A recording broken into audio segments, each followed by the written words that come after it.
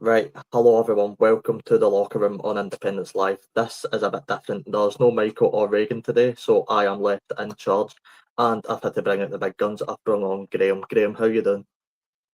I'm good, mate. It's weird. We're just talking about it before we came on. It's weird. Usually it's me hosting you. This is a weird one this time. Aye, it's very different. My first time hosting, so this can only go down well. Before we get into covering the games, obviously I know you're a very happy guy after Friday's performance. We'll just quickly give you the Celtic v Hibs team sheets. Now, this game obviously kicks off at 3 o'clock today, so we will keep you updated with how things go at Celtic Park. The Celtic lineup is Schmeichel in goals, a back four of Johnston, Carter Vickers, Trusty and Schlupp, Engels, McGregor and Hatate in the midfield, Kuhn on the right, Jota on the left and Daza Maeda through the middle. The Hibs team sheet, Smith in goals, a back three of Miller, Bushiri and Iredale, Nicky Cadden and Chris Cadden are your two wing backs with Troyantis, Campbell and Mariah Welsh in the midfield, and Martin Boyle and Kieran Bowie make your front two. Graham, this is obviously a very interesting game. I think I know your standpoint coming from a Hearts fan, but I'll ask you anyway, how do you think this game will go? I hope Celtic go through. I don't understand any Hearts fan that want Hibs to go through because I don't want that. And I think if you look at it, Celtic at home should win this game, but Hibs are on a great run. 15 unbeaten, they will make it difficult. It's a decent team that Hibs got out, but you're looking at that Celtic team and looking at Daza Maeda, who has been the player of the season in Scotland without a shadow of a doubt. You would expect Celtic at home to win this. They'll also have the injustice of what happened to Easter Road where the goal disallowed. So yeah, I do think Celtic will win this game, but I do believe Hibs will make it tough. Yeah, obviously you brought up sort of Daza Maeda as the danger man for Celtic. I think I look at the midfield as well in this game, and I think that was the big thing at Easter Road is I actually thought Hibs midfield battered Celtic's midfield at points during the game. I thought Campbell was excellent through points. Obviously, I mean, you look at the first goal Hibs scored, they absolutely carved Celtic open. I've not seen many teams being able to do that at Celtic's back line, so I think if Hibs want to get at Celtic in this game, they need to do it early because that 7,000 crowd of Hibs fans that have now sold out will be a really big impact on the game, and it should be an interesting one. Yeah, and again, fair play to Hibs taking 7,000 fans there. It'll be a fantastic atmosphere. I think, though, at Celtic Park, you'd expect Celtic to dominate the ball. You'd expect the likes of McGregor and Engels to get on the ball and really make it difficult for Hibs. At Easter Road, it's a different spectacle because it's at Hibs home ground. This being at Easter Road, this being at Celtic Park, I'd expect Celtic to dominate. But if you look at the game, the only game Hibs have lost recently was Celtic at Celtic Park. They lost 3-0, but even in that game, Kucherevich has got 2 1-on-1s. He could have scored. If Hibs get chances today, which they might, they've got to take them because Celtic will be clinical. You can guarantee that. If Celtic score early, it could be comfortable, but the longer Hibs can stay in it, you just never know. Yeah, I mean, we've looked at, what teams like Celtic have done to, the likes of Aberdeen this season. Obviously the 6-0 win in the semi-final completely derailed them. A brilliant season. It's happened to Dundee as well, taking back-to-back 6-0 losses. So, I mean, how important is it that Hibs don't, get battered in this game? Because if this finishes a 5 or 6-0 to Celtic at such a crucial point in the season, Hibs really don't need that sort of type of result. I mean, I hope it happens so that Hearts can maybe have a chance of catching Hibs. But I don't think it will derail them too much. I mean, you've got to give credit to David Gray, the job he's done. And it has really been since October, November. They've had an incredible run. No one could have seen this coming. And you do think at some point it's going to stop. So far, it hasn't. They've had a really good run. But if it is going to stop, it's no real surprise if it comes to an end today. Because Celtic, we all know, the best team in Scotland, they are going to win the league again. They could potentially win a treble if they get through today, which I think they will. So, yeah, I don't think it'll deal with Hibs too much. And actually, if you look at the games they've got after this, they've got winnable fixtures. I still think there's a very good chance Hibs finish third, and I really hate saying that. But they've got winnable games to come. I don't think today will be... There's no real pressure on them. I think a lot of folk are expecting Celtic to win this game. There's no pressure, I don't think. So I don't think it'll deal with Hibs too much. But, yeah, they don't want a hammer, and of course they don't. Yeah, it is bizarre, saying that about Hibs finishing third because you look at the shows we've done previously, near the start of the season, and Hibs and Hearts were both sort of fighting. When they say fighting relegation, 'cause it was quite early, but they were both in there, and there was real talk of this could go bad for both teams. So to see you now both basically in the top six, I think Hearts are just outside it right now, and both sort of and with a chance of third, that is mental how the season changes. Yeah, I think the first game at Easter Road, it was 1-1. And at that point, in October, I think it was, we were, I think, second bottom, Hibs were bottom. So to see the kind of progression of the two teams, especially Hibs, to be sitting third, they were what? They were about 25 points behind Aberdeen at one point, and now they're above them. It's incredible what they've done. But the fall of Aberdeen as well, it's been incredible the run they've been on. And Hibs fans have taken a lot of confidence there. I think Hibs fans are going to this game today feeling confident, but knowing that it's going to be very difficult. I mean, if Hibs get through this, I would say that the winners of this are favourites for the cup. If Hibs win, they're probably favourites, sadly for me. But yeah, I'd imagine whoever wins this game probably does win the cup, and you would have to side with Celtic because it's Celtic Park. Nah, what do you mean, Graham? It's Livingston up for the cup this season, mate, of course. David Martin. I mean, that would be funny. KJ Pizzacco, how you doing, lads? We're doing very well, thank you. Thanks for tuning in. Paul also comments, hi all, Hibs going through would be good for Scottish football as a whole and see the Scottish Cup going outside of Glasgow. I do agree with that. I think it would be good to have a different winner. From a neutral standpoint, looking at who's left in the cup, I cannot help, sorry Graham, but I cannot help look at Edinburgh Derby final, and licking my lips at that. I love Nottingham Merlin Hibs versus Hearts in the final. I think both sets of fans would be spectacular. I can't remember the last time that even happened in a final, but I'm pretty sure it'll be a great game.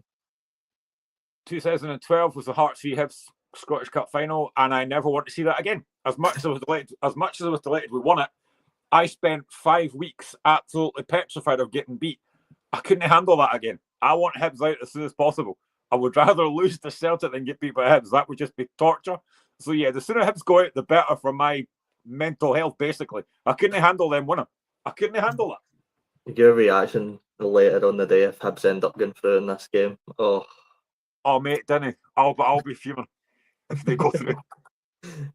Well, we'll keep you up to date with that one as the scores come in at from 3 o'clock. Looking at, just quickly before we get into obviously your game and the Aberdeen game, looking at the Championship yesterday, the sort of big talking point, Morton beat Ayr 2-1. I know things were getting a wee bit feisty on the touchlines between the both managers. How big a result is this? Well, first of all, for Morton, how big a result is this for them? But also, how poor a result is it for Ayr, who, on a day where Falkirk beat Dunfermline, sort of extend their lead at the top? It's really what Ayr United didn't want at this point in the season. Yeah, it's a massive result for Morton, and I actually don't mind that whole thing on the touchline with Dougie Emery and Scott Brown. I think that's been missing from the game. You need that kind of bit of rivalry and stuff, and I quite like that. It's a big result for Morton.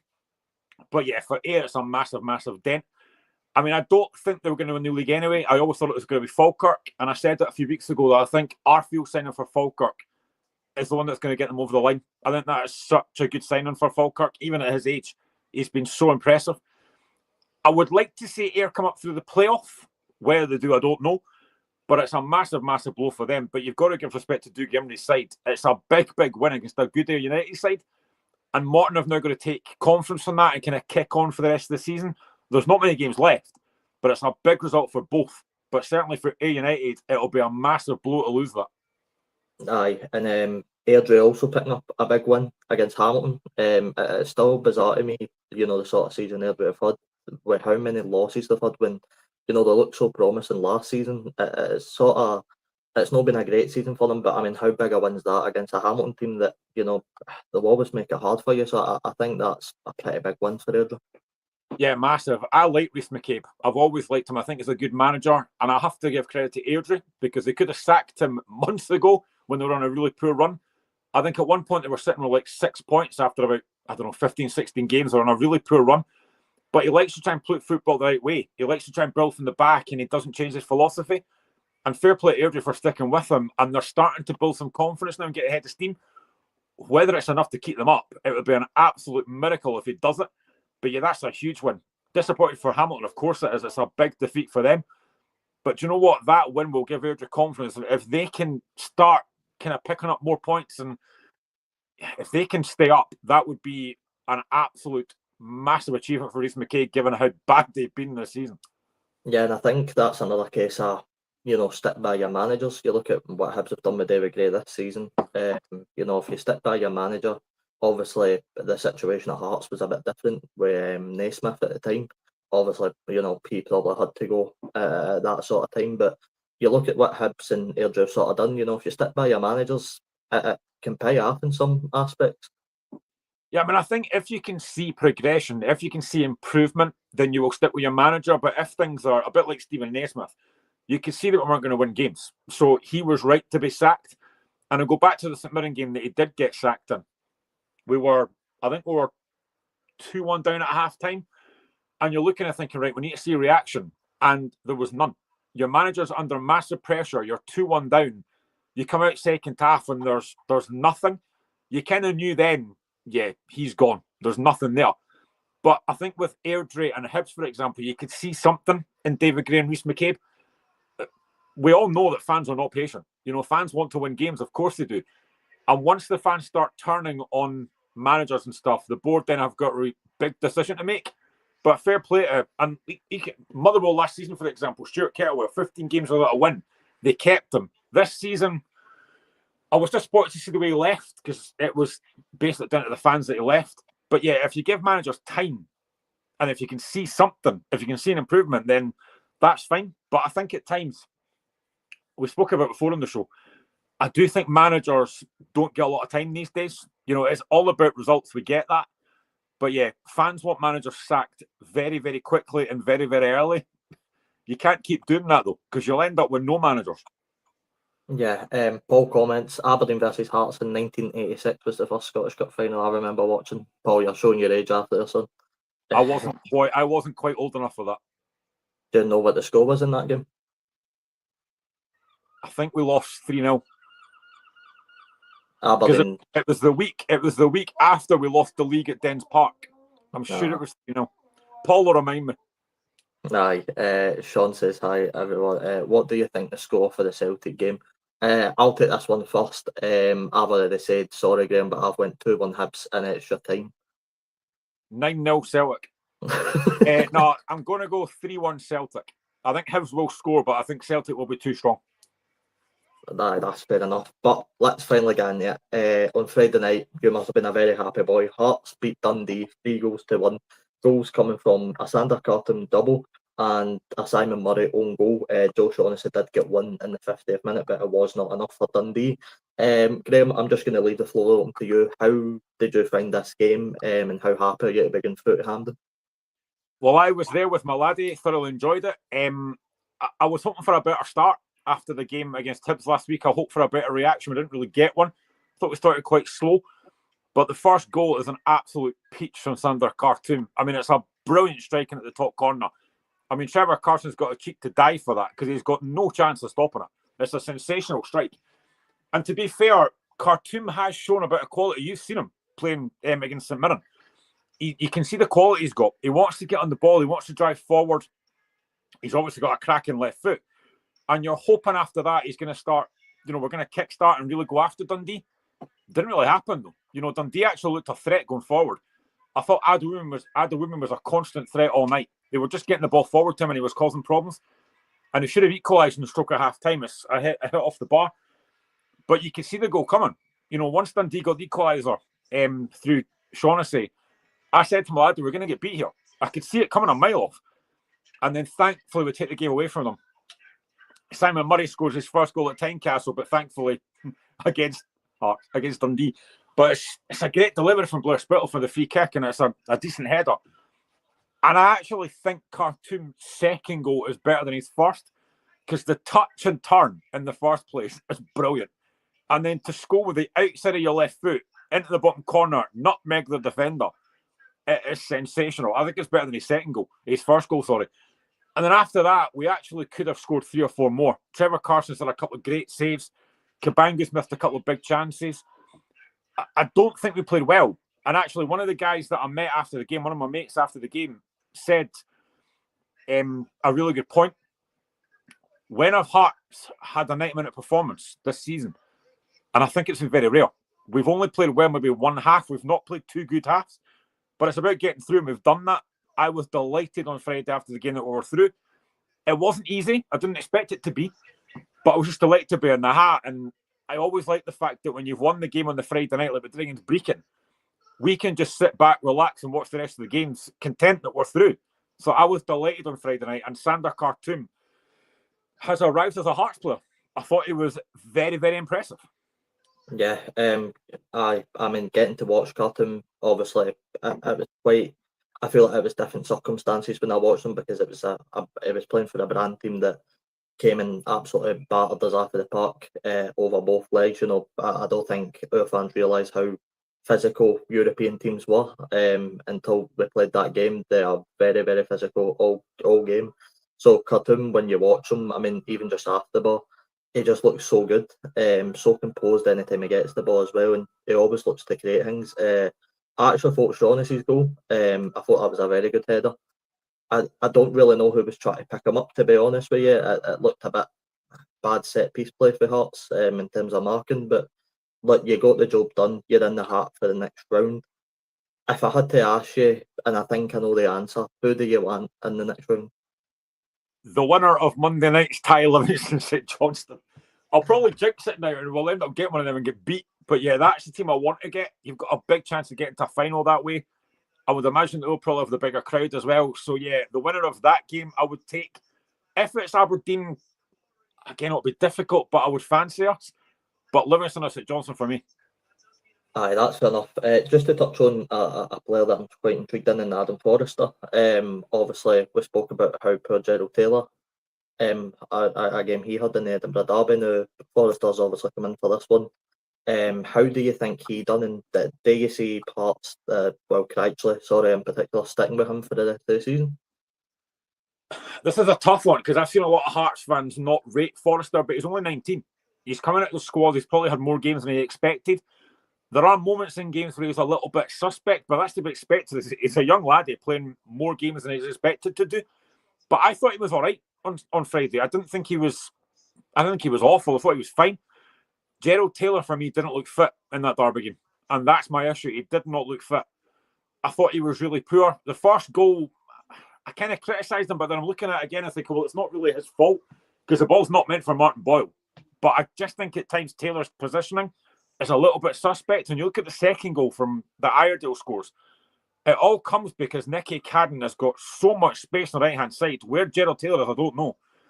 But I think Forrester's done well. I think he's decent going forward. He will learn lessons defensively. But he gets a lot of, I think, unfair stick from Hearts fans. I thought he was all right on Friday. And I think right now, I'd probably stick with him because I just don't think Taylor looks fit. And it's weird because start of the season, I watched Taylor in pre-season and we watched him against Rangers like everyone did, and he looked outstanding. Then he went a few games and you thought, he doesn't have something not right about this. Then he got injured. He's come back, and I don't think he looks fully fit. Now, again, as fans, we are not very patient. I said after the Rangers game, start the season, I hope we keep him. Based on what I've seen so far, I wouldn't be that bothered if we let him go in the summer. I just don't think he looks fit to me. So I would probably keep Forrester in, personally. That's fair enough. Another player picked himself up an assist in the game, Lon Shankland. It's been interesting to watch Shankland of recent because he is definitely playing that, that sort of deeper role, sort of letting people like Kabangu and or that sort of play in front of him. He's bagging himself a couple of assists, and obviously people look at Shankland and the first thing they look at is how many goals he's scored. But if you actually look at what he's maybe doing, after the ball and the assists he's getting, I mean, what are you making of Shankland right now? Are you enjoying watching him playing that sort of deeper role? I don't mind it because he can do it. He's done it before. Now, this season, he's got 10 goal contributions. He's got 4 goals and 6 assists. And I think the assists have actually come in the last couple of weeks. I do quite like him in that role. I know he's a striker. 31 goals last season. He was brilliant. He has done a lot more off the ball this season. He's still been frustrating at times, don't get me wrong. The Hibs game, for example, he picks up a stupid booking for kicking the ball away. And then, if you look at the second goal that Iredale scores, Shankland doesn't do anything because he knows if he touches him, he's going to get sent off. But I think he should do more. So there are times I do think Shankland is frustrating, but he's got the ability. He can pick a pass. He's good on the ball. You look at the game against Dundee when we scored the 6 goals. His ball for Kabangu for the first goal is a brilliant ball. He's capable of it. So I think he has been frustrating, but in quite a few games, he has actually played quite well, but he's not scored. So I actually do quite like Shanklin on that role. He's taken on the kind of Liam Boyce role. He can definitely do it. And on Tuesday, I think the Scotland squad's announced for Greece. I think he'll be in it. Does he deserve to be based on form? Probably not. But we don't have many other options in Scotland, if we're going to be honest. So yeah, I think he's been all right. But I don't mind him in that deeper role. I think he actually does it quite well. Aye, that's fair enough. For Scotland, just call up Miko Mandron already. Just there. Why not? No, but seriously, I think Shanklin will make the Scotland team. As you said, we've not got many options. It will be interesting to actually see the Scotland team, because it is a very big game for us. I believe we'll be covering it in the locker room. Don't hold me to that. But for Dundee, they're not out the cup. Obviously, didn't win the League Cup. No really much else to play for bar survival at this point. You look at the last run in before the split. Dundee United, Rangers, St Mirren, Hibs. For Dundee, I mean, sitting 3 points ahead of St Johnstone, just how tough is this last running going to be for them? I didn't realise that was a fixture list. That is tough. That is very, very tough. They could be in serious trouble. I mean, if you're St Johnstone looking at that, only 3 points behind, you must be looking at it thinking, we've got a chance here. And generally, they probably have, because that is not an ideal fixture list. What I would say is I thought their fans were really good. They brought a decent support on Friday. They were very loud. And they do have players that can cause problems. Like I said, Adewumi looks really, really good. He's quick. Simon Murray didn't really offer a lot. Their form's really fallen off. And it wasn't that long ago they were actually doing quite well, but they've just fallen off a cliff massively. Looking at that fixture list, I think they could be in serious trouble because I don't see where they're going to pick up points right now. I know Rangers have not been great, but you'd expect Rangers to win that. Hibs have been really good. St Mirren, again, you'll know better than me, but they are kind of up and down. I'm not sure Dundee will pick up any points from that. And the Dundee derby, I mean, form goes out the window, but I'd probably fancy United for that. I don't see where Dundee's winning in any of those games. Yeah, I mean, you look at the games that they're away to Tannadice as well. Obviously, it's about 20 feet away anyway. So, but you look at that and you look at the support of Dundee United. They'll have obviously they both bring brilliant supports to the derbies, but that home edge, you ploy back Dundee United, Rangers at Dens. You never know. Barry Ferguson's reigns get after such a weird start that you don't know. The biggest game I think they have left before the split is us at Dens Park, because you look at the way we are playing, we're so on and off, as you said. We don't tend to do the best at Dens Park. Although in recent seasons, the important games at Dens Park we've actually come out on top. So I suppose that could be a positive for us. But I think if you look at that game and then the away to Easter Road, the last day before the split, they're probably looking at that St game and going, we need 3 points in that game if we want to try and stay up. And I think the worrying thing for Dundee, is they play St Johnstone during the split, and it will be away at McDermott Park as well. Since the last game they played was at Den. So if you're a Dundee fan, you're probably quite worried that they might actually fall into relegation here. Yeah, I think they will be worried. You know, the form has been really poor. I did think on Friday they're actually not that bad. They did kind of play quite well in parts, but defensively they're not particularly solid. If you look at a couple of goals they conceded, I mean, even look at the third goal we scored with Khartoum. As much as it's a brilliant turn and finish, I don't know what Clark Robertson's doing. I mean, defensively, I think Dundee are really, really poor. And if Simon Murray's not scoring, then I don't know where the goals are coming from. So yeah, they could be in serious trouble given that fixture list. And if you're St Johnstone, then you must be looking at that going, we've got a big, big chance here. I didn't realise that was the fixtures. I mean, I actually do like Valakari. I've said this to Alison before. He's trying to play some decent football. He's trying to play football on the ground. And I quite like his philosophy. But at this stage, all you want is wins. And I don't see Dundee winning any of those games they've got coming up. I mean, the St Mirren game, possibly. But again, you look at St Mirren's form, and like you said, you are quite patchy at times, but you've got goal scorers in your team. You've got players that can cause problems. Apart from Simon Murray, I don't see where Dundee are scoring goals from. Aye, and let's just hope Simon Murray sticks a few into your net. But he's in net, actually, sorry. But I mean, you're looking at the St Johnstone last fixtures before the split. They've got it tough as well. They're at home to Aberdeen, away to Hibs at Easter Road, then they're at home to Celtic and away to Dundee United. I mean, that is also a very, very tough fixture list. Yeah, maybe we should have checked for the game on. Now I'm actually not sure what's going to happen with these ones against. But I think St Johnstone have got something about them, though. And I do think they've got threats up front. Mackenzie Clark's been banging them in. They do have the pace and Kim Pioka and Sidibe. They've got Graham Carey who can create. They do have players that I think can cause problems. Whereas Dundee, I just don't think we've got enough of those. So while that fixture list is very difficult for St Johnstone, I would probably fancy them to pick up a couple more points than Dundee will, given their fixture. So yeah, it's going to be very tough. And then after the split, obviously you're playing each other. It's going to be very difficult. I mean, I've been saying all season, like most folk have, St Johnstone are going to go down. But again, you just look at those fixtures and think, I don't know, Dundee could be in real trouble here. I mean, the one thing we haven't touched on is Ross County. Because I think, again, start of the season, I said that they might finish in the playoff place. Right now, I'd probably more be thinking it'll be either Dundee or St Johnstone. Ross County might get out of this. Yeah, I mean, Ross County, they're 2 points off a top 6. If we just got to take a look at their fixture list, then they're I know they've got Hearts next week. Yeah, Hearts at Tynecastle. Obviously, you'll be looking to win that one. They're at home to Dundee United, home to Aberdeen, and away to St Mirren the last day before the split. So that's probably a more favourable last 4 fixtures to Ross County. I always think, especially at the stage in the season, you need to win your home games and then try and pick up what you can on the road. And St Johnstone from home have actually not been that bad. It's been the home form that's not been quite as good. But I mean, yeah, I would fancy Hearts to win next week. We need to try and get that top 6 place. So I'd expect Hearts to win next week. But Ross County are more than capable of picking up points. And again, you look at the guys like Ronan Hale, who's a really, really good player. Jordan White can kind of stick in with goals as well. Could Ross County get top 6? I'm not convinced. I think it's between Motherwell and Hearts for that last top 6 place, personally. But again, it's going to be a great end of the season, I think, because there's a lot of things could happen right now. This is why I love football, I love Scottish football, because anything can happen in this league. It's so tight.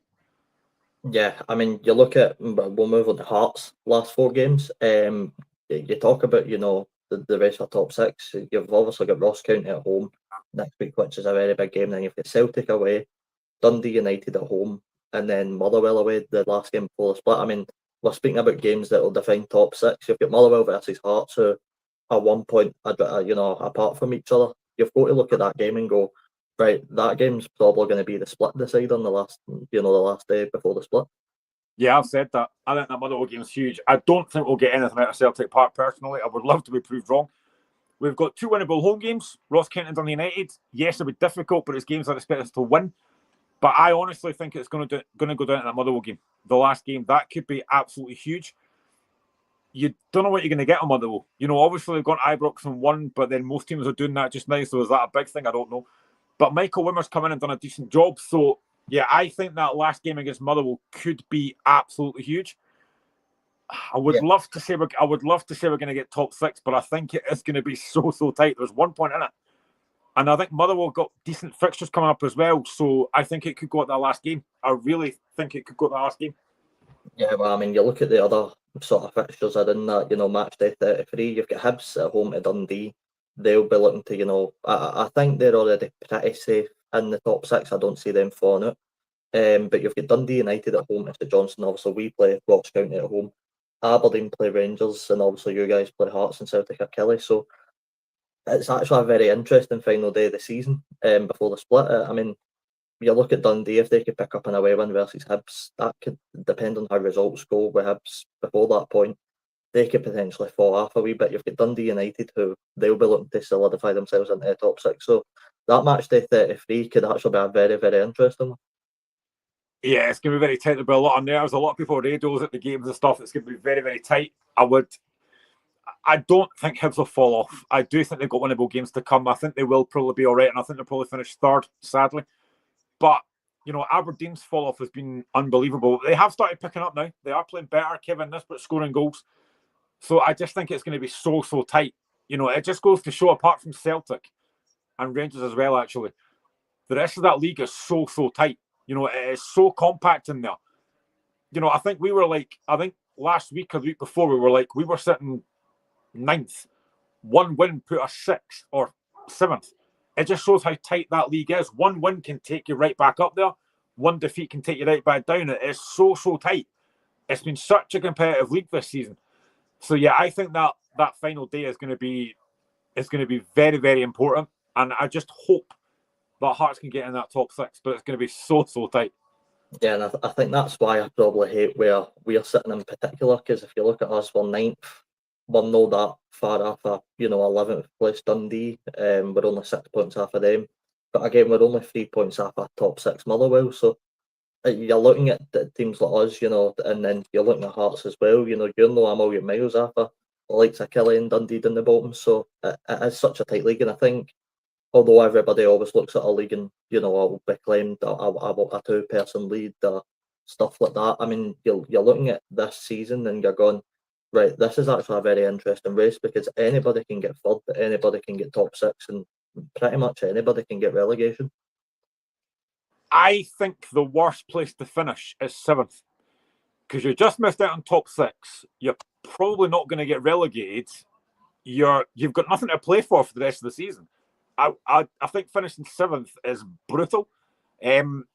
But yeah, I mean, it is so tight. And I mean, the relegation places, I generally can call it now, given the fixtures you just read out. I mean, I've thought for ages St Johnstone's to go down, but you look at the fixtures and think they could get out of this. It is just so tight. I know a lot of folks call Scottish football tin pot, but I think it's just competitive.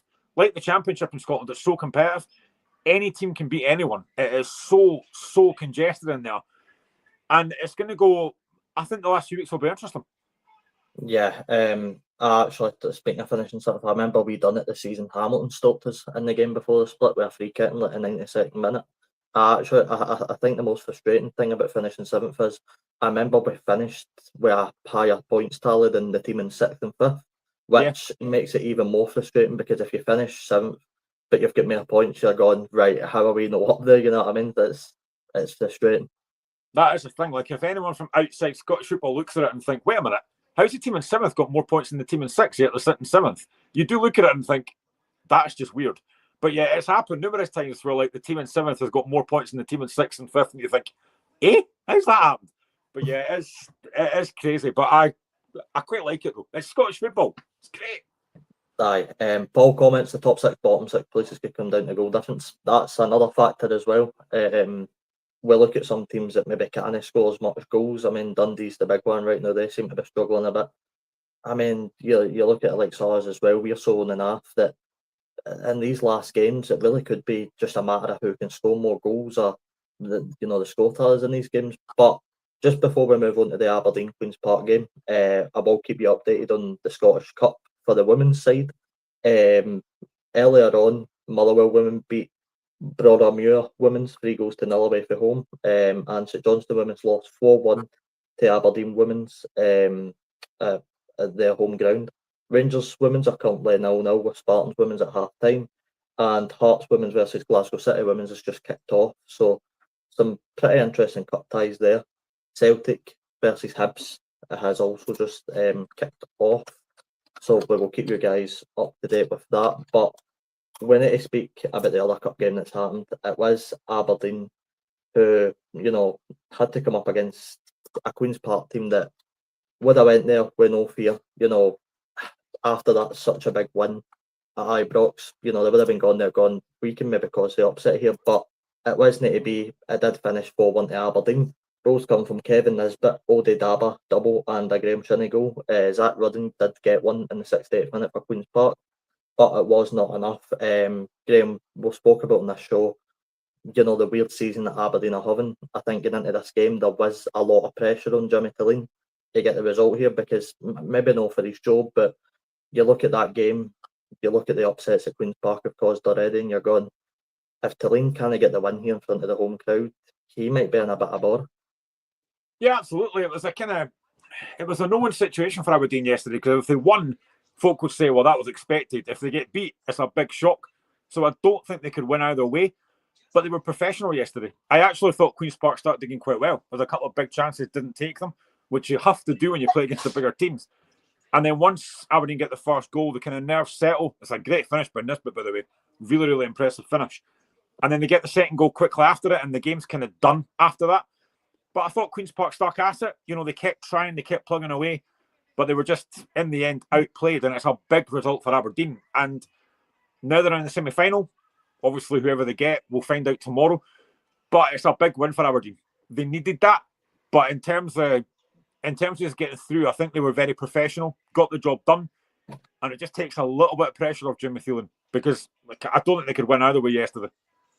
Yeah, looking at Queen's Park, they sit 7th in the Championship. I think if you were to ask Alan Davison, he'd probably say he's proud of how his players get on in that cup campaign. You know, if you go away to Ibrox and pick up a win in any stage, it is really impressive, never mind if you're a Championship team. So full credit to Queen's Park, but is it just, for them, is it just about survival now in the Championship? Absolutely. You know, they had the day in the sun at Ibrox. It was an incredible result. You know, they can live off that now. But it is basically about trying to stay up and trying to kind of maintain their Championship survival, which I think they will do. You know, I think they have kind of struggled a bit in the league recently. Maybe that cup thing has taken it away from them a little bit. But, I mean, yeah, it's about staying up. I think Callum Davis is a good manager. We spoke about it before we came on. He's a good manager. He's getting the best out of that team. Yesterday will take a bit of pressure off now. They're out the cup. They can focus on the league, and hopefully they can stay up. And I think they will. I think they've got enough in their team that they can do that. Aye, well, what I didn't realise actually for Queen's Park is they play in a Challenge Cup final versus Livingston. So that should be an interesting one. You look at their running, they've got Partick Thistle, Falkirk, Morton, Airdrie, Livingston, Dunfermline, Hamilton, Ayr, and Raith Rovers. So, you know, we're speaking about bad Premiership runnings. That's a really, really tough Championship running as well. I mean, I think if you look at the Championship, you could probably say that for a majority of teams. I don't think anybody's got an easy game. I think that's, you know, I think they sort of echo what David Martindale said. That's the beauty of the Championship. You're looking at every team, and it's no easy, no matter who you're playing. So I think that's the good thing about the Championship. Yeah, 3 minutes in, Jordan Smith just pulled off a great save from Callum McGregor. At the moment, it has basically started all Celtic, but it's a big, strong hand from Jordan Smith to keep it a 0-0. But yeah, I mean, I love the Championship. I've said that to Michael numerous times. It's probably, for me, the best and most competitive league in Scotland. And again, as folk from outside of Scotland, the Premiership say, there's no VAR. So you know if a goal scored is going to count. But yeah, I think it has been really competitive this season. I think it's a really good league. I do still believe Falkirk will win it. I think it's going to be, I'd love to see Falkirk in the Premier League. I think it'll be good. Who else comes up? Again, very difficult to say, but I think the Championship is a cracking league. You get some decent games as well. Look at some of the Friday night games. There have been a lot of good games in there. So yeah, I think the Championship's so competitive. It wasn't that long ago we were looking at the Championship when Arbroath were in it. And I think most folk were actually wanting Arbroath to come up. I certainly did. But they couldn't quite do it, and then ended up getting relegated. But I love the Championship. It is so competitive. And every team's capable of beating everyone else. I think it is so, so good. And I've always said that. Aye, just to quickly say, Ange Postecoglou's Tottenham team are 2-0 into Bournemouth at home. It's looking bad for Ange now. You know, there's obviously a lot of issues gone behind the scenes at Spurs, but you just look at Ange and you go, how long is it before he unfortunately gets shown the door? It has been slightly unfortunate with injuries. It's not helped. But I think the thing with Postecoglou is he's, I'm not going to say he's arrogant, but he doesn't change his philosophy. You know, he doesn't change his style of football. I think there are times that the kind of passion style of football is good, but my fans don't care. They just want results. You need to change your style if it's not working, but he doesn't do it. And I think that's going to be the downfall. Now, I think it was him that said that he always wins something in his second season. Well, that's not going to happen. And yeah, I just think at times he just needs to be a bit more pragmatic and just go, do you know what, I'm going to change my style here. And he doesn't do it. So yeah, I think he could be at the door, which is a shame because I do like him. I think he's a good manager, but yeah, he's not managing Celtic anymore. It's not quite as easy. Yeah, I think he's realised how much he's struggling. The goal has been chopped off for offside, so he's got a bit of a lifeline, but he needs to go and get a goal. Paul says, a big relief to get through. Aberdeen were excellent in the first half, but Queen's Park gave us a really difficult time in the second half. For the first goal, there were a few groans about yet another poor corner from Aberdeen, but what an amazing finish from Kevin Nisbet. Aye, he took it really, really well. You're looking at Aberdeen now, they're not quite on that unbeaten run, you know, that sort of form that they were earlier in the season, but they're also knowing that losing run that they were in. They're pretty a weird team to watch right now. But what are you making of their sort of season? Do you think they'll be able to cling on to that sort of top 6 place? It's been so strange because they started off so well, that long unbeaten run, and then eventually they ended up losing more games than they won, which was just weird. I don't know what it was with Jimmy Thielen's side. They just completely collapsed. I think it does go back to that 3-3 game Easter Road, and I think it kind of comes from that. But they have picked up a little bit recently. They have had injuries. Of course they have. Papa Gabe was a massive miss. Kevin Nisbet wasn't quite scoring. He started to bang them in now. So, yeah, they have picked up. I don't think they'll get third. I think they'll probably get fourth. They'll be fine for top 6. They won't drop out of that, I don't think. But the form has started picking up. I think yesterday's a big win for them. Of course it is. But, yeah, I just think that the form they had the last few weeks has been... No one knows where that's came from. It's been so strange to watch. But they have picked up now, and I think they will end up getting fourth, I think. Yeah, you're looking at a player that scored a double, Ode Daba. He's one that I've not really got to watch this season. I've not seen too much of him, but I mean, he seems like he could be a really influential player for Aberdeen between now and the end of the season going forward as well. I think for any new striker coming to a club, it's always important to score early in your career, because the longer you go without scoring, it makes it more difficult and fans get on your back. He scored, I think it was last week, the only goal of the game, and he's got 2 yesterday. So he's definitely endearing himself to Aberdeen fans. He's got something about him. He's got a bit of physical presence. He's got a bit of pace. Took his goals well yesterday. So yeah, he will definitely add something to the Aberdeen team. And also, you have to say, Graham Shinnie, he's 600 appearance, decent finish as well. So yeah, a big result for Aberdeen. But I think Daba will be, from what I've seen, he does look a handful, and he will definitely score goals in the Aberdeen team. Yeah, I mean, for how it's mental, because for how big he is, the way he moves off the ball is amazing. I think it was I can't quite remember what goal it was. It might have been his second goal in the 52nd minute. I think it was Shayden Morris that put it across. The way he moves off his defenders, absolutely brilliant bit of play. I mean, it looks like he wouldn't be able to move that fast, but the way he moves off the ball and then when he's got the ball is actually a very, very good play to watch as well. Yeah, the movement's really important. You don't want your striker stand still. You want them constantly moving. He is somebody that does that. He looks a good acquisition for Aberdeen. You've got to say fair play to Thielen for bringing him in. He clearly knows a player. So, yeah, I think Aberdeen have signed really well. It does take time for new players to settle and to gel, but he certainly looks like he's done that. I do still think, though, I think Topi Keskinen is somebody I really like watching. He's such a good footballer. Really good left foot. He's got bags of pace. He's someone that I think has got massive potential. He's a big player for Aberdeen.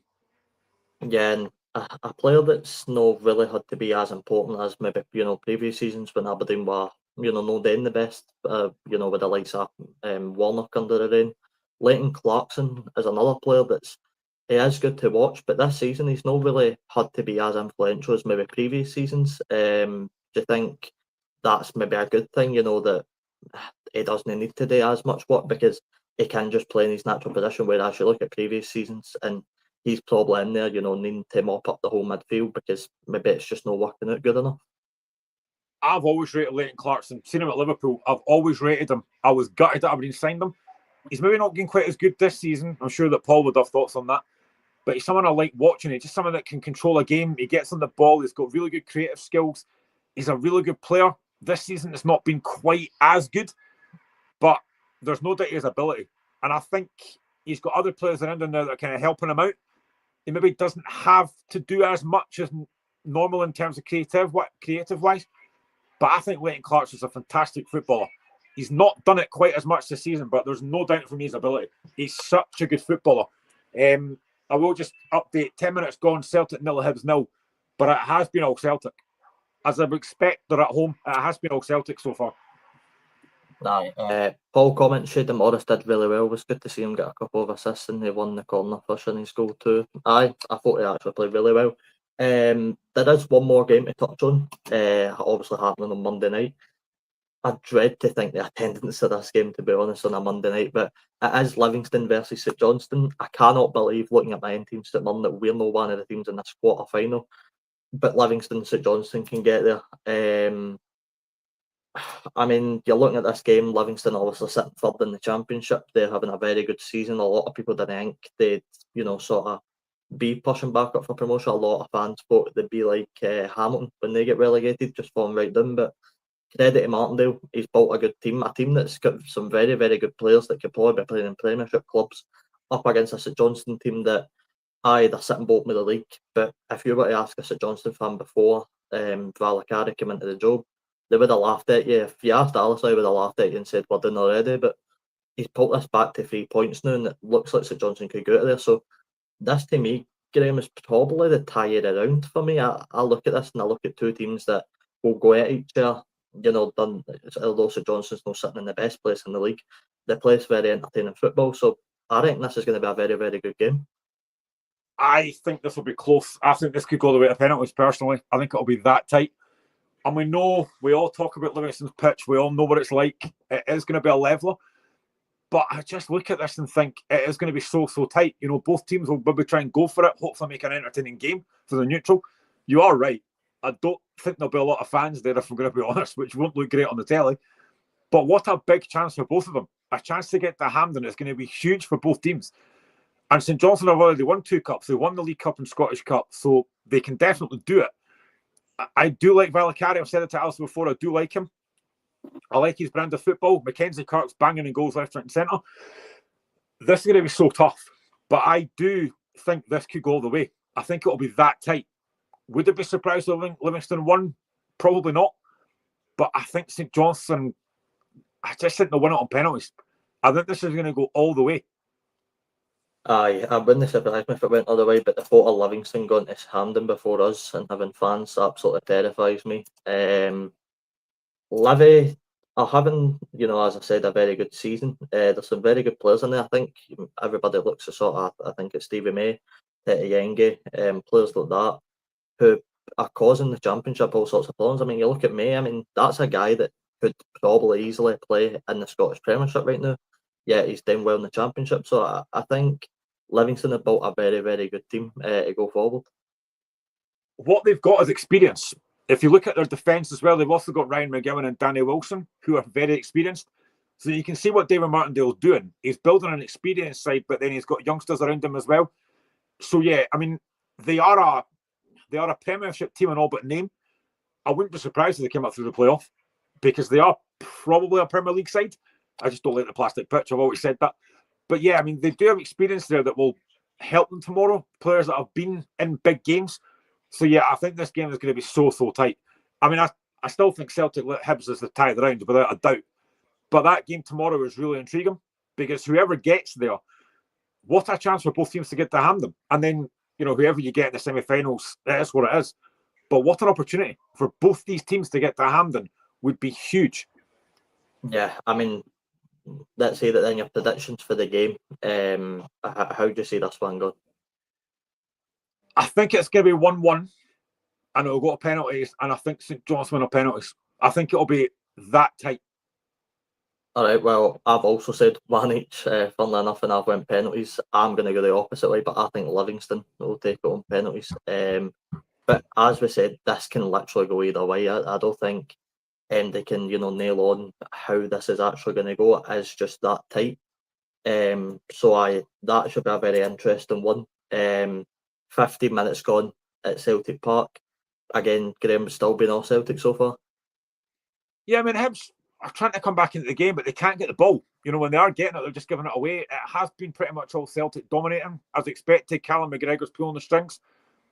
Apart from that chance that McGregor had, that Smith saved, he's not had much else to do yet, but Celtic are pressing really high, and they are controlling the game. Hibs need to get the ball and try and keep hold of it, because at the moment, just giving it away when they get it.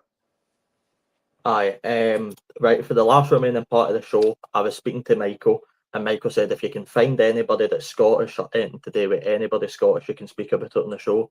So, first thing to touch on, Scotland won again in the Six Nations against Wales, 35-29. Don't know what that means in score-wise, because I don't watch rugby much, but another good win for Scotland. It was, and I watched it yesterday. And for large parts, they were quite comfortable. They were very comfortable. And then Wales had a fight back. But it's a big win. And I just wish we could have beat England. We had that glorious chance. If Finn Russell could have kicked either of his penalties or conversions, Scotland win the game. But it was better yesterday. There was far more improvement. It's just a shame that we're not going to win the Six Nations, sadly. I think France will probably win it. They look very strong against Ireland. England are playing Italy today, a game that I expected England to win. But Scotland have got a decent team now. They looked pretty strong. They're quick going forward. But it's a big, big win. But they could have lost it in the end when they were so comfortable. I will come. I want to get your heart sort of review so far in the season before the split. But before we do that, I was sort of looking at some teams. Since I've got you here, let's speak about Liverpool. And I'm allowed because they've got Andy Robertson at the back and he's Scottish, so we get to talk about it. Liverpool have got two very important games coming up. A win versus Southampton yesterday. A struggled win, you've got to say, against Southampton yesterday, but they then look to take on PSG being 1-0 up. You've got to say probably not deserved after how the first leg went, but it's at Anfield, so they'll take confidence. And then a cup final. I mean, how have you been impressed with Liverpool under Slot so far? Because as soon as Klopp left and Slot came in, there was question marks about how he got on. But you're now saying, there's a chance here Liverpool can go on and win a treble this season, and get through in the Champions League as well. So, how have you found the season so far? Before I answer that, Hibs have just had their first chance. Kieran Bowie in behind the Celtic defence, and it's a really good save from Kasper Schmeichel from the corner. Celtic break. You'll have a chance, but it's still 0-0. Yeah, I mean, I think when Slot came in, there was a lot of talk about he's not going to do that well. He's not really signed anyone apart from Chiesa, who's barely played. But the run we've been on is incredible. We've lost one league game all season against Nottingham Forest, which was a blow. But there's been some games I don't think we played that well in, but we've won them. And I think, yesterday was another prime example of that. I thought first half we were quite sloppy. Understandable after what we put in the game on Wednesday. PSG gave us an absolute hammering. How we've ended up winning that game, I do not know, because we were absolutely battered all that game. Alisson Becker put in one of the best keeper performances I've ever seen in my life. It was incredible.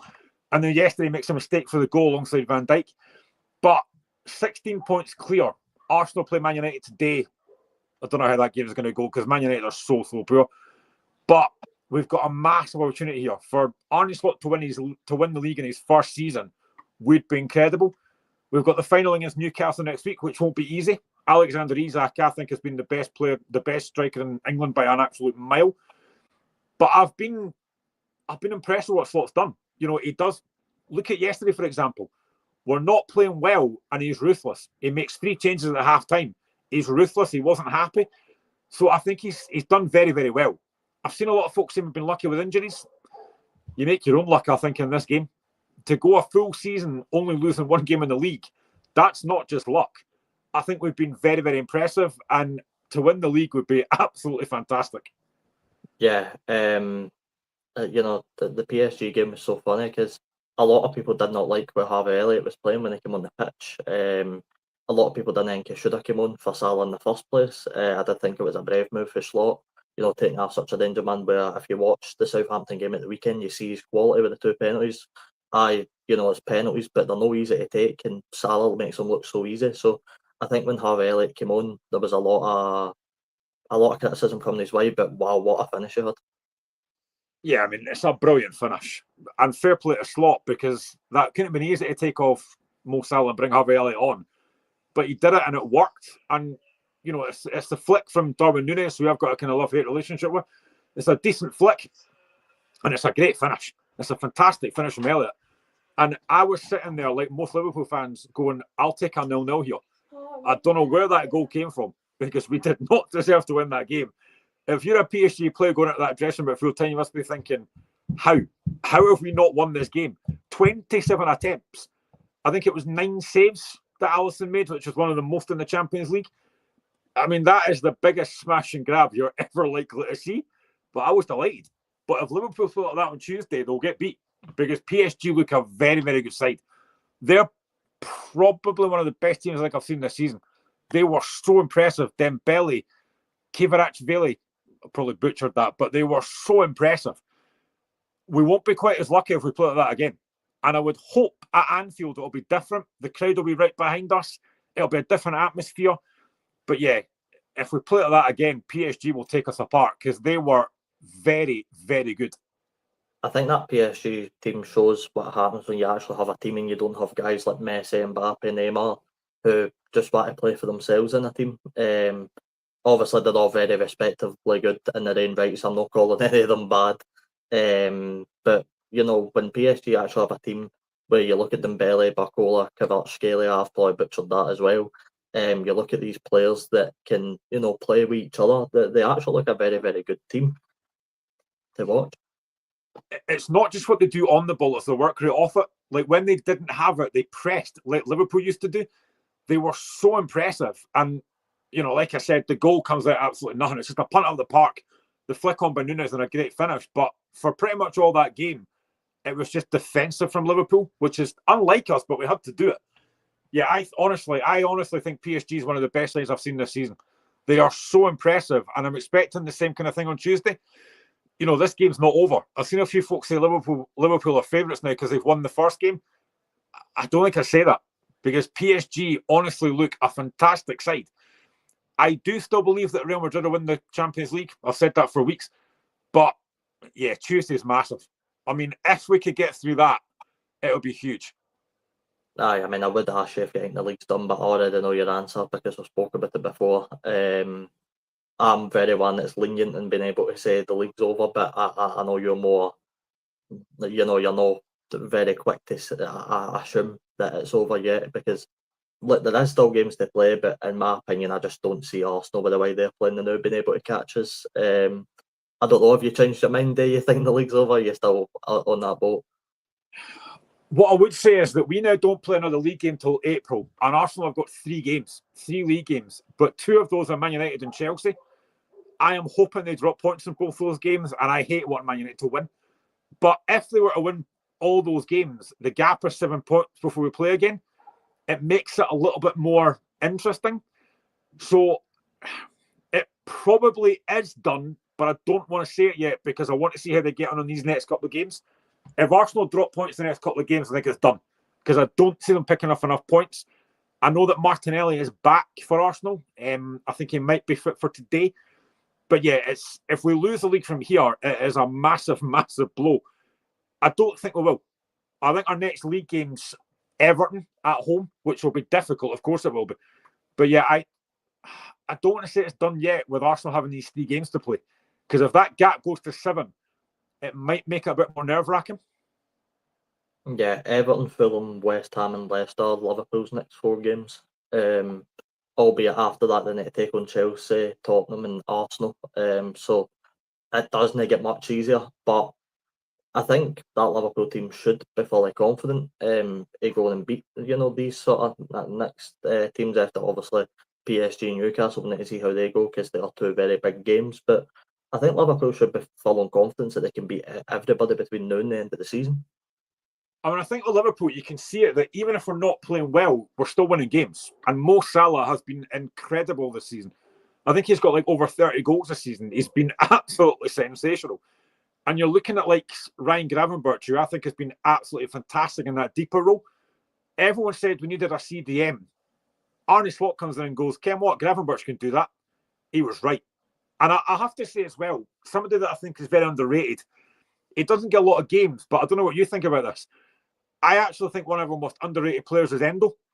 Anytime Endo's come on, he's been brilliant. He just gets stuck in. He never shirks a challenge. He never lets us down. He doesn't get a lot of starts. I get that. But I honestly think Endo is so underrated. I don't know what you think about that. Yeah, Endo's got a tremendous work rate as well. He will, I know he doesn't start much, but if he was to start a game, he's going to run for the full 90 minutes and no stop. That's the type of player he is. I think he's probably one of the most influential players to come off of the bench, to be honest. I think when we bring him on, he can be so good in the middle of the park. I think, as I said, incredible work rate, and I think he's good on the ball as well. I think he can pick out a good pass. So I think he's great. There's an interesting situation at Liverpool with the goalkeepers in particular. Obviously, Alisson, we know, is the main goalkeeper, but you've got Yaros, who's out of contract at the end of the season. You've got, I forgot his name, Kelleher, who's out of contract at the end of the season, but then you've got Mohamed Ashraf, who's coming in. I did actually see he had a bit of a howler for Valencia. Yes, that wasn't great. I don't think I want to see that one again. But what do you think about the goalkeeper situation? Because is a guy like Mohamed Ashwell happy enough to sit on the bench? But are we even going to have Alisson going into next season, or even the two backup goalkeepers? I think we're very fortunate that we've got two fantastic goalkeepers in Alisson and Kelleher. Anytime Kelleher's come in, he's been absolutely fantastic. He's saved us a number of occasions. I think we're very lucky. I think Alisson will be here. Kelleher might be the one that leaves because I think he'll probably want more game time. And I think Kelleher's far too good to be sat on a bench. I think he needs to be playing more games. The other ones I'm not sure about. Whether it might be we're going to the market for another goalkeeper, I don't know. You just mentioned the mistake there the other goalkeeper made. Yeah, that wasn't great. I think every Liverpool fan's thinking, looking at that going, oh no, what have we signed? Hopefully it's just a one-off. But yeah, I do think it's an interesting one. I also think you look at the right back position, what's going to happen with Trent? Will he leave? Will he stay? You know, all the talk about Real Madrid. I think we need another right back anyway, because I don't think we've got enough cover there. So yeah, there'll be a lot of positions in the summer that I think maybe need to be strengthened. And this is the thing with Liverpool. Over the years, we've not strengthened in the right areas at times. A lot of people talk about FSG. We need to, if we win the league this season, we need to then go again next season and win it again. But we need to strengthen because Man City will, Arsenal will, Chelsea will, Man United will. You always want to strengthen from a position of strength. So we have to strengthen next season, whatever we do. But I'm intrigued to see what we're going to do. I think we need a top class number 9 as well. You know, I heard Robbie Fowler talking about Darwin Núñez, and every point he made was right. He doesn't look like a number 9. He misses too many chances. He gets frustrated. Look at yesterday. His first half, he was terrible. He got booked for a really stupid challenge. But then second half, he scores a goal and has an assist. He's a really weird player, Darwin Núñez. But he's not a number 9 for me. We needed a proper number 9, a real goal scorer. Diego Jota can do that, but we need more. Aye, Darwin Núñez is very much the Cyril Dessers of the English Premier League because he's a guy that at a Liverpool team, he'll get chances and he will score goals. But if you put him in a Southampton or an Ipswich, he's probably not going to score many goals, throughout the full season. But I look at Mohamed Ashwell and I hope he's not another Loris Karius because I can't go through that again. That was bad enough. But we'll move on. Just a couple of goals to tell you about. Rangers Women's have scored into Spartans Women's. That is 1-0 after 72 minutes. And Glasgow City Women's are beating Hearts Women's 1-0. Graham, I'm assuming still all Celtic at Celtic Park? I mean, to be fair, Hibs have come back into the game. Celtic are still having a lot of possession, but not really doing a lot with it. Hibs have had that one chance from Kieran Bowie. Nothing else since then, but they're working hard enough. You know, they're definitely working hard enough. But the middle of the park, Celtic are kind of bossing it a little bit. They can't really get Martin Ball into the game. Hibs, who's barely had any touches of the ball, but 29 minutes on the clock, still 0-0. So yeah, but Celtic are looking the better side. The longer the game goes on, the more Hibs will build confidence, I think. Yeah. As a Hearts fan, you'll probably be looking at that and going, right, come on, Celtic, get a move on here, try and get a goal. Oh, mate, I'm not sure about it. I'm sitting here nervous right now thinking, hurry up, Celtic, and go and score, will you? I want to get your thoughts on the Hearts season overall so far, but before we do that, let's just touch on Scotland because the Greece game is fast approaching. There's obviously just been the big news of the BBC deal, so we will actually be able to finally watch Scotland when knowing what's going to happen. What's your thoughts on this BBC deal that seems to be coming into place, not just for Scotland, but for the likes of Wales as well? It's about time. It's been far too long. You're watching England games on normal channels, but you can't watch your own national team. I've always said that is not good enough. So I'm delighted with that. And I think most Scotland fans are. We can finally get to watch it on free to air rather than having to pay for it. That should have happened a long time ago. Thankfully, BBC's seen sense. So yeah, I'm delighted with that. I think most folk are. I just think it makes perfect sense. You've got a BBC Scotland channel sitting right there, and you don't show the Scotland games. What's the point of it then? But you have to watch England games on free TV. I've got no interest in watching England San Marino. I've got no interest in that. So yeah, I'm delighted with it. I think it's great news, and it's long before time. Yeah, I mean, there's been a few England games on STV, which is Scottish television. It makes absolutely zero sense. It was a really weird situation. I'm glad the BBC have got it sorted, not just for us, but also for the likes of Wales as well, because I'm sure Wales fans would agree that having to sort of pay for games at times, it can be really frustrating as a fan. I mean, we were sat watching the likes of the Croatia and Poland games, try to find out how to work a YouTube stream half the time. But it's easy for guys like for us that maybe know how to work social media, but there's people out there, the older sort of people that maybe don't know how to work sort of YouTube and stuff like that. So I'm glad it's sorted. Scotland going to this double header against Greece, 3 games unbeaten against Portugal, Croatia, and Poland. Now, how many times have we come on this show and we've been so frustrated with the way Scotland have played? I particularly remember in the Euro watch-alongs after the games, the match, reactions, especially the Switzerland one. I remember that quite vividly. We were absolutely fuming after that game. But you're looking now, it seems like a corner has been turned for Scotland. It's so easy to come on here and be negative with the way Scotland play and stuff like that, but we're 3 games unbeaten against 3 very good nations, and now we're going into a double header against Greece where we can go and win this. Yeah, absolutely. I think for me, the biggest blow is the fact that Ben Doak's out injured. That's a huge blow because he has been an absolute shining light in that Scotland team. But there's no reason that Scotland can't go into these games with confidence. And I think the fact the first game is away from home, we know what we've got to do going back to Hampden. It'll be massive. I actually fancy Scotland in these games. I've always said I like Steve Clarke. I think he's done a really good job. These are going to be massive, massive games. But there's no reason Scotland can't win these. I'm intrigued to see what we're going to do in terms of the announcement on Tuesday. Who will be in it, who will be out of it. I don't think there'll be too many surprises. But again, the one thing I've always said, Scotland has a real lack of quality in the striker position. Now, I think Shanklin will probably be in it. I'd imagine Nisbet will be in it. You're looking at Lyndon Dykes and Che Adams. Tommy Conway, probably. I don't know how he's getting on. But yeah, we don't really have a dearth of quality in that Scotland striking role. Midfield is our strongest area. That is by far our strongest area. And you're looking at Scott McTominay, who's been fantastic in Italy. Billy Gilmore, again, fantastic in Italy. They'll be huge. So yeah, these are games that I think Scotland can definitely win. Over the 2 games, I've got no doubt about that. Yeah, thank you to the 98 people that are watching, by the way. We're just over an hour gone. I hope somebody here's watching for Scotland. If Steve Clarke dare picks Grant Hanley, who's now playing in the 3rd tier of English football, I swear to God, I cannot deal with Grant Hanley in a Scotland team anyway. He probably will get picked. I really don't want him to get picked up. This is a guy that's gone for, fair enough if he was at Norwich, Understone, Steve Clarke likes him. He clearly has his favourites.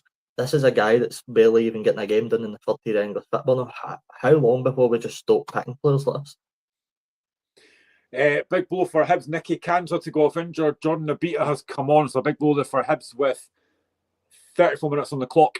Yeah, we always talk about it. Grant Hanley, he's been a decent professional, but yeah, can we please stop this now? Because it just doesn't work. I think you'll probably maybe see John Sutton and potentially Jack Henry at the back. But yeah, Grant Hanley, you shouldn't be picking players that are in like the lower league of English football. But again, it just goes to show at times the lack of quality we've got in certain positions. And that's another one. Yeah, Grant Hanley for me, we do it all the time on the show. Anytime Grant Hanley plays, you're thinking, oh no, here we go again. Why is he still playing?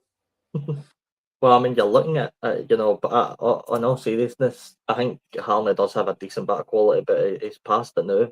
You're speaking about the striker situation. But everybody talks about a Lyndon Dykes getting into the team still. That's also a guy that plays in League One in England for Birmingham.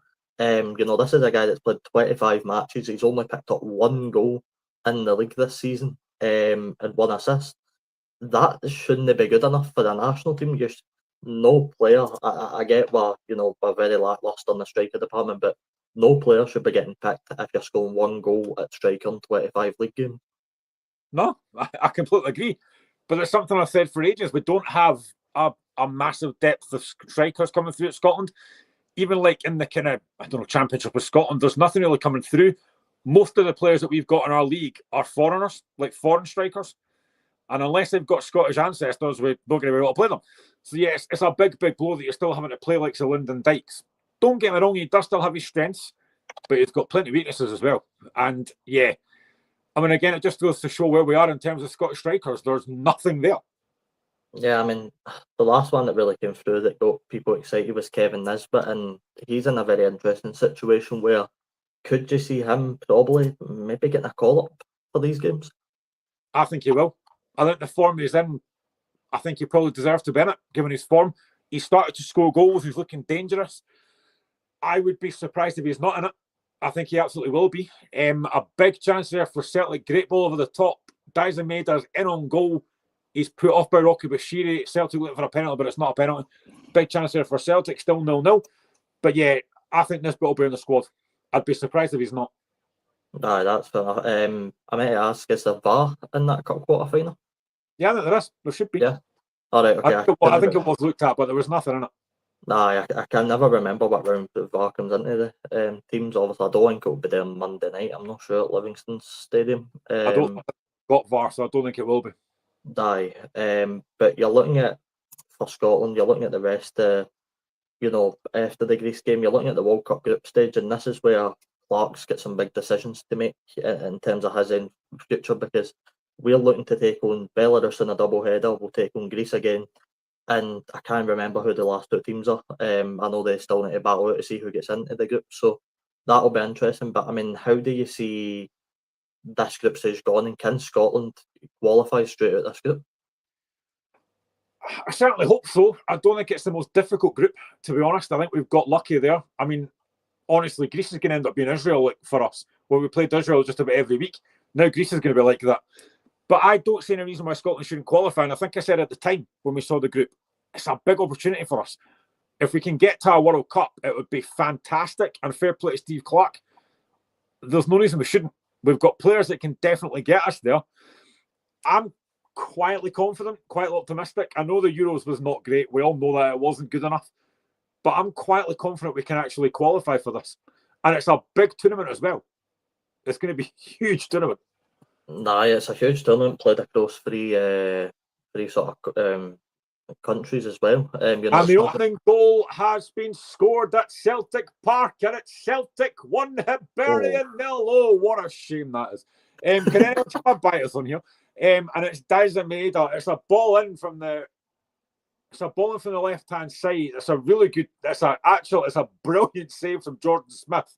I think it's from Jota, but it bounces up and Mader scores. They will obviously check it for offside. I'm just watching it again. Really good play down the left. Jeffrey Sloop, who's been really good. It's a brilliant save. Actually, it's Nicholas Kuhn that has the shot. It's a great save from Jordan Smith, but it falls to Dyson Mader, who's not going to miss from there. And it is Celtic 1, Hibs 0 after 39 minutes. Well, I mean, aye, that's tricky for Hibs to come back for now. But it's that guy again. We spoke about him, Dyson Maeda. I mean, what a season he's having. We keep saying it. If this was a couple of seasons ago, he wouldn't be having this type of season. I don't know what Rodgers has done to him on the training part, but he's turned him into some sort of striker that, I don't think he'll ever reach Kyogo levels, because Kyogo was just sensational, but he's a really, really good replacement for him. I mean, I think he is making Celtic fans now go, Kyogo who? I mean, the form of Maeda has been incredible. And I've always said that he's someone you want in your team, not just the goal just going, but his work rate off the ball. He never stops pressing, never stops running. He's someone you want in your team. And he's shown that again today. It's a brilliant save from Jordan Smith. I actually feel sorry for him. It's a great save. But there's Maeda doing what good strikers should do. He's in the box and he takes advantage of that. He's having an incredible season. I mean, player of the year, it'll be him without a shadow of a doubt. He's been so impressive for Celtic. And I mean, if Celtic were to lose him, how much would he be worth right now? Probably more than Kyogo. Aye, I think so. He is a very good player. Do we know if that goal, did it get checked? Is it going to stand? Yeah, it's given. It's 1-0 Celtic. That's fair enough. I can't remember what point I was making. Aye, the World Cup. Obviously, it's played across 3 countries now instead of just one. So this is even bigger for Clark. It's big for his job as well. If Clark can't get us qualified for this World Cup, then would you probably argue that that's probably his time up? I think it depends on how we do in the games that we play. Again, I still see a lot of Scotland fans are not overly impressed with Steve Clark. I think he's done a good job though with what he's got. He's managed to get us to two Euros and stuff. I think he's done a great job, but maybe this might by the end of his tenure. I'd like to see him doing well. Of course I would, because I want any Scotland manager to do well. But the problem then becomes, like everything, if Steve Clarke goes, who do you bring in? I think that's the big ask. Who's going to take the job? I wouldn't even want to imagine who'd take the job, to be honest with you. Obviously, it's not going to be David Moyes now. He's very settled in his new job. Honestly, it wouldn't surprise me if Scotland gave it to David Martindale at this point, just where you take the reins there, son. But no, in all seriousness, this is big for Clarke. I don't know why people are doubting Clarke now. He's been in the job for a while. He's got the team settled. He knows what team he likes to pick. He knows what style he wants to play now. And again, we're unbeaten in the last 3 games. Anybody doubting Clarke, you just need to go back and watch that Portugal game. We took on a Portugal team that have some of the best players in the world in it. We took them to the sword and probably could have got a few goals in that game. So I think Clarke's done a very decent job. Obviously, I think most are, the frustration at Clarke came after the Euros, just because the way it happened, the way we went out. It was a time for every Scotland fan to be frustrated. I mean, I remember coming on the show after the last game in the group stage, and everybody was just so frustrated because the way the game ended. So I think that was maybe the brunt of the frustration. I think Scotland fans should probably be over that by now. We should be looking ahead. We've got a double header against Greece again in the group stage where we can probably beat them. I don't think we should fear Greece. I certainly don't think we should fear Belarus, because I think out the games, I'm not too sure who the to be decided teams are. I can't even remember who we drew, but that Belarus team, that should be a demand that we beat them over the 2 games. Then whoever we get in the last sort of team in the group stage, just try and see what we can get after them. What a save from Jordan Smith. Brilliant effort from Hatate, edge of the box, and it's a brilliant save from Jordan Smith. He's having a good game, actually. Yeah, I mean, again, you look back at the Euros, and the Hungary game, that last game, was the one that I think a lot of Scotland fans were not happy about. I wasn't either. We were very poor in that game. A chance to get through, and we didn't do enough. The Switzerland game, again, it's a mistake that costs us. It's a poor pass back, and Shaqiri scores. The Germany game, it was Germany, understandable. But I think there has been definite improvement. You talk about the Portugal game, there has been definite improvement. The Belarus games, yeah, they're games that Scotland should definitely win quite comfortably. But then when does Scotland ever do things comfortably? But I honestly do believe Scotland can qualify. I'm quite confident. I think we've got the players that can do it. I talked about McTominay earlier. What a season he's had for Napoli and for Scotland. He's been fantastic. Billy Gilmore, I think, is such a good player. Influential. I think he'll be really important to us again. So I don't think there's any reason that Scotland should fear anyone that we play. I think one of the big questions, well, 2 big questions actually, are going to be, what do we do at right back? Because Aaron Hickey is back, maybe not fully fit, but he is back. And the other one's the goalkeeper position, because Angus Gunn's back, but does Craig Gordon deserve to be number 1? So I think there's questions there that Steve Clarke is going to have to answer, and I think those 2 are the biggest ones. Aye, I think the right back position, I think we'll need to see. Obviously, the game is coming up sooner than we think, but you'll need to see how Hickey is. My guess is it probably be Tony Ralston again for both these games, which, look, people always give criticism to Ralston, but he's really not that bad at right back. He can do a job in there. On the goalkeeping position, it's so hard, because I think every Scotland fan would probably say it's going to be Gordon right now, but I still don't like flinging out Xander Clarke at the equation. I really don't. I know he's not playing for Hearts right now, but I still honestly think he's one of the best goalkeepers in the league. I cannot believe he's not at a team where he can regularly start.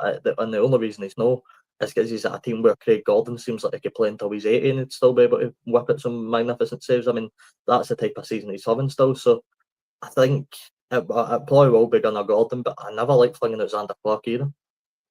Yeah, I mean, I like Xander Clarke. I've said it before, and I don't think he signs a new deal at Hearts if he's not going to be guaranteed to be first choice. I honestly think this will be Craig Gordon's last season, and then he'll probably end up retiring, maybe going to a coaching role, and then Clarke will take over.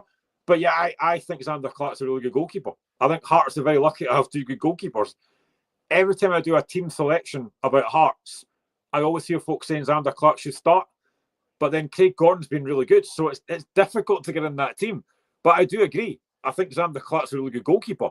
But right now, you are right. I think it is between Clarke and Gordon and Gunn. Sounds like a drink, Gordon and Gunn. But yeah, I think it's difficult to see who I choose. I mean, bias would go Craig Gordon, but it's a difficult one. And I think the right back, I think Ralston gets a lot of stick, but he's reliable, he's decent, and there's not much else there. Once Hickey is back fully fit, I think Hickey is the right back. But yeah, right now I think you're looking at Ralston. Aye, just a couple of goals to tell you about. Rangers women's up now 2-0 up in Spartans women's, and here's a bit of good news for you, Graham. Hearts women's have equalised against top of the league Glasgow City women's. That game is 1 each, just getting into half time. So Hearts women's having a pretty decent season in the women's league, but I do believe Sean said it is just approaching half time at Celtic Park. Half time now. Celtic 1, Hibs 0. Deserved. I'm not being biased. It is deserved. Jordan Smith pulled off a couple of great saves. Hibs have had that one chance through Kieran Bowie at 0-0, but it's a good save from Kasper Schmeichel. Apart from that, they've not really created a lot. I said it earlier, they can't get Martin Brillo in the game. He's really done nothing so far. But while it's only 1-0, you just never know. Hopefully Celtic will win the game, and I really hate saying that, but I think they probably will end up winning this by a couple now, to be honest, unless Hibs can get back in this. But they've got to start creating something, because they've created very little. Aye. It sounds like it's been mainly Celtic now, just for the last sort of 10 minutes.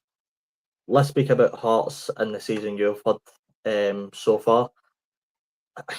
In a season where you kicked off with a 0-0 draw against Rangers, just to quickly read out that lineup, you had Xander Clark in goals, a back four of Taylor, Kent, Rowless and Penrice, Devlin and Grant in the midfield, you had Jan Danda, Shankland in behind Vargas, and you had Barry Mackay out on the left. To this point where, there was such a good performance against Rangers, then obviously you had the European run where I think it was about a 96% chance that you get through the group, or the league phase, sorry. It didn't quite happen, unfortunately. But how would you sum up your season? Because it has been a very on and off one. Obviously, you've had a sacking, you've done in Crouchley. Just talk us through everything with this season, how you've sort of found it. I think the word I used frustrating. We started the season quite well. I was delighted with the summer signings. I thought we signed really well. I was excited more by Blair Spittle because I thought that was a great signing.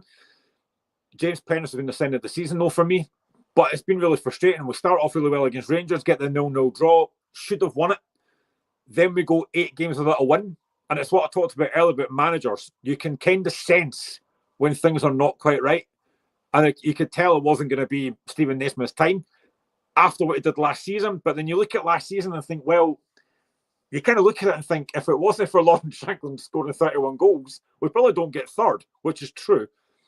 But I also think that the biggest thing with this season has not just been the kind of Naismith sacking, it's also been the fall off of Lauren Shankland. Because last season, he was scoring goals. This season, he's not. His form's been really poor. And when he didn't score goals, nobody else was. And yeah, it's been very frustrating. There's been some games I think we played quite well in. Other games I think have been very frustrating. European games, we won our first 2. And you're thinking, we've got a chance here to qualify. And that Petro Cup game was the one I looked at and thought, that'll be the one that gets us through. Oh, how wrong I was. Because they were terrible. We drew the game 2-2 and we were awful. Deserved to go out. We bring in Critchley, and at the time I said, I thought we could do better. I looked at his past record and thought, I'm not really convinced with that. But to be fair, he started well. Won his first game 4-0 against you guys at Tynecastle, played really well. And I'm thinking, right, that's decent. We've got a decent start here. And then we've it's been very patchy. Some games we played very well, other games were really poor. You mentioned that starting lineup there against Rangers. Barry Mackay. Oh my word. Does he even exist anymore? Never seen him. But yeah, I mean, he should have gone in January, to be honest, but nobody came in for him. But I read a stat yesterday from the Hearts Standard, Joel Sked. We have had this season 13 different centre-back combinations. Now, I always think the one thing you need in a team, you need that stability at the back more than anything.